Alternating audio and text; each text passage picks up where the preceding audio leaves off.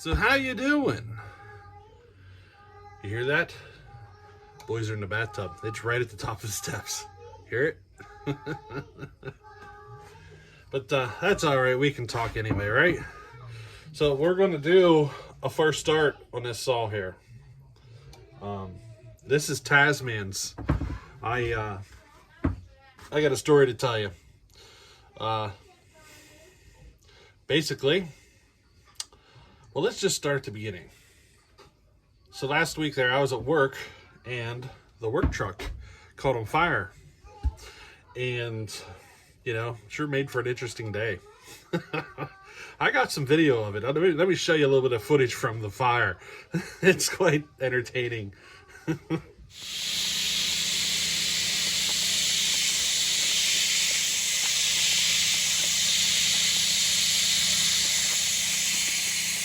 So anyway, after that fire, I ended up with a couple of ton of paper on the ground that was soaking wet, and I had to shovel it all back up.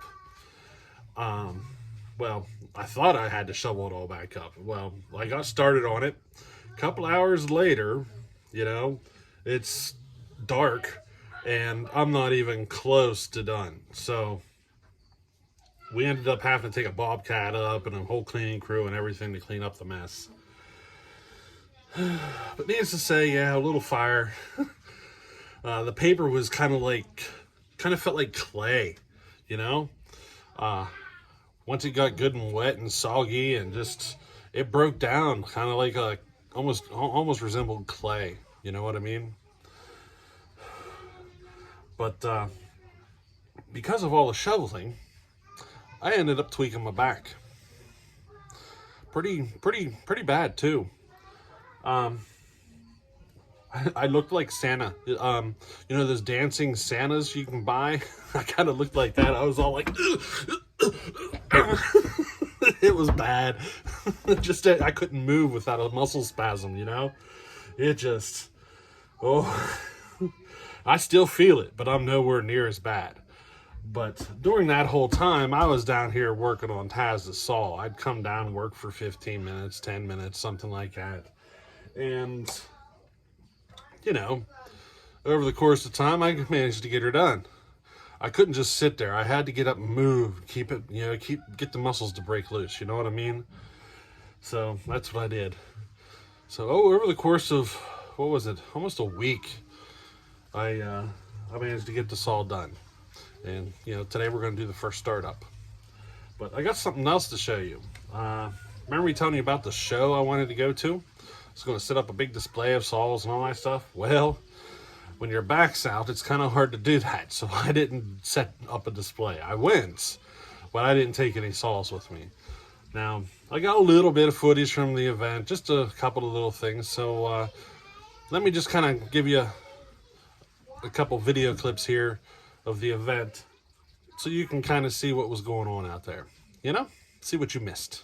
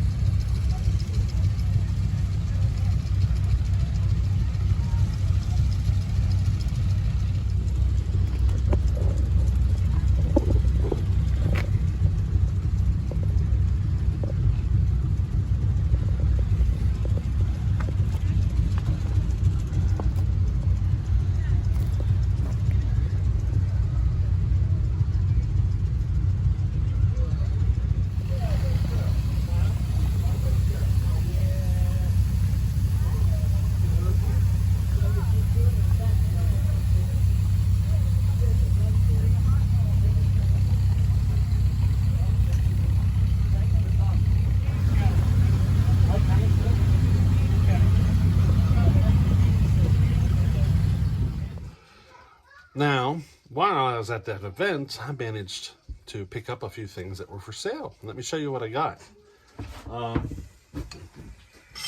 Picked up a couple old files. I don't use these as files. I take them and I make them into knives. That's what I do with them. I love it. I like turning these things into knives. Just something I like to do. That's what I use for my hunting knife, you know. And I managed to pick up a couple axes as also. So let me show you what I got here. Now, as you can see, I'm holding onto the table because my back's still pretty rough. This is a no-name, or there's no stamp. There's no stamp, no visible stamp on any of these. But I got this one.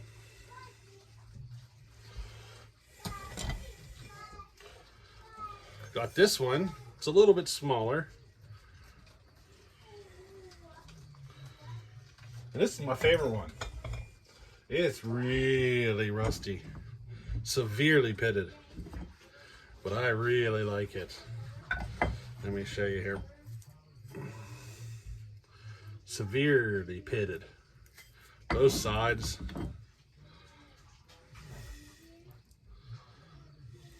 I really like this one. That might be my new favorite one. Then I also picked up a vise. This is a little bit bigger than the one I've been using, but you know, located a vise while I was there too. It was a couple bucks. I think I didn't spend much on all this. It's nice finding things, you know, for cheap. I think the axes were $2 a piece or something like that. You know, the files were 50 cents, so why not? You know what I mean?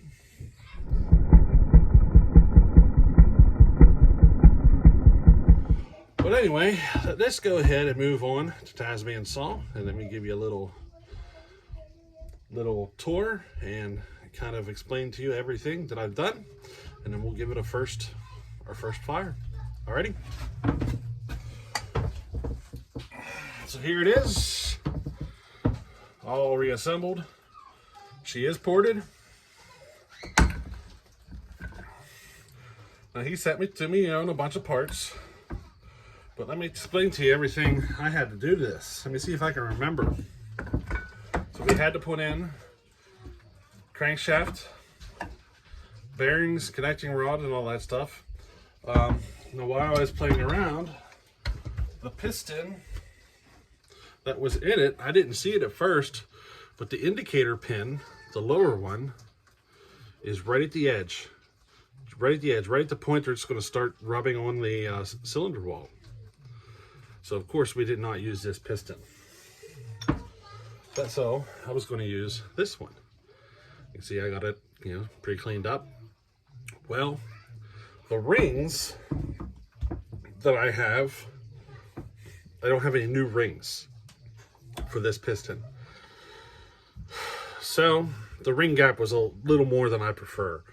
It wasn't going to give, I knew it wouldn't give me, you know, the compression I wanted. So I decided, since I have it here, we stuck a brand new piston in, brand new set of rings. Now the rings are made for that piston, and those rings won't work on this piston. So I went with the whole piston and rings and everything. All new. So we're going to have to break it in, you know, but that's all right. We got new piston and rings, and compression should be right back up to what it should be. You know what I mean? Now I also, you know, new crankshaft seals and all that. Every time I touched a gasket on this saw, it showed signs of an air leak. Every time. So they all got touched. Everything.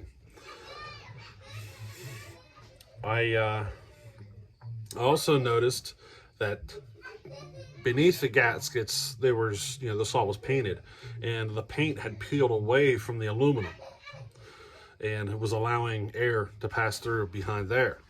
So I peeled all the paint off. I did everything. So it's cleaned up. She's real nice right now. I don't think there's going to be any issues with air leaks on this saw.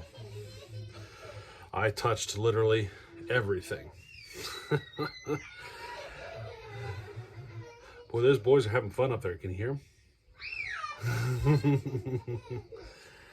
Now, what else did we do? Well, I put a new clutch cover on it. I did replace that. The one he sent was, the first saw I sent him had a clutch cover with a crack in it. Well, he had moved that to this saw and sent it back to me. Well, in that time, I ended up with a good clutch cover, so I gave him a good clutch cover for this saw. So there's no cracks on it. It's just the paint's a little bit different color, you know? Just a slightly different shade of red. That's all right. Ain't gonna hurt nothing.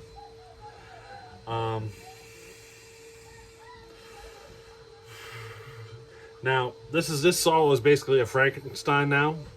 It had 130 parts. It has all sorts of stuff. But I can tell you for certain that the base engine was an XL-76. It was not a 130. So we did start with an XL-76. It's just now it's got 130 parts all through it. You know, the crankshaft's 130. The connecting rod is 130. And all sorts of stuff. Now the coil is laying right here. You know, these blue Presto lights don't have the best reputation. Well, it was intermittent spark. One time it would work, one time it wouldn't. It was weak, real weak, and everything. And most people throw them in the oven and bake them for a couple of hours at 200 degrees. I decided to just yank it out and stick a better style in, you know. So that's what we did. We got a nice, good, hot blue spark now.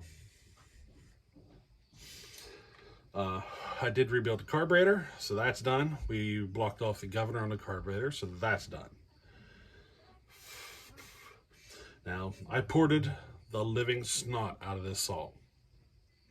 I'm not kidding. I'm not exaggerating. This is probably the most extensive port job I've done on a saw yet.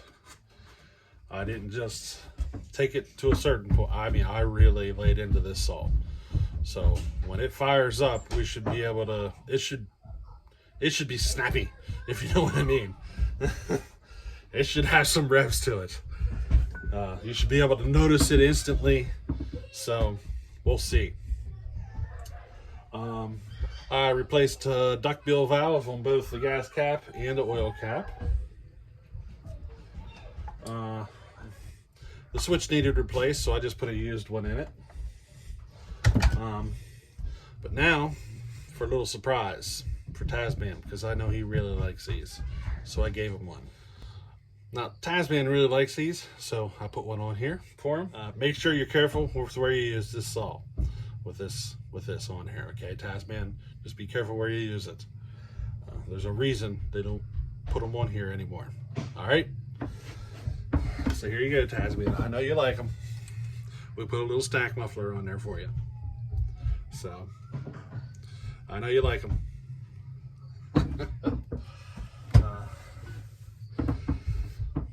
Now, I'm not going to share the timing numbers yet. I'm going to wait until I test it. I'm just going to say I took it pretty far. Farther than I normally would.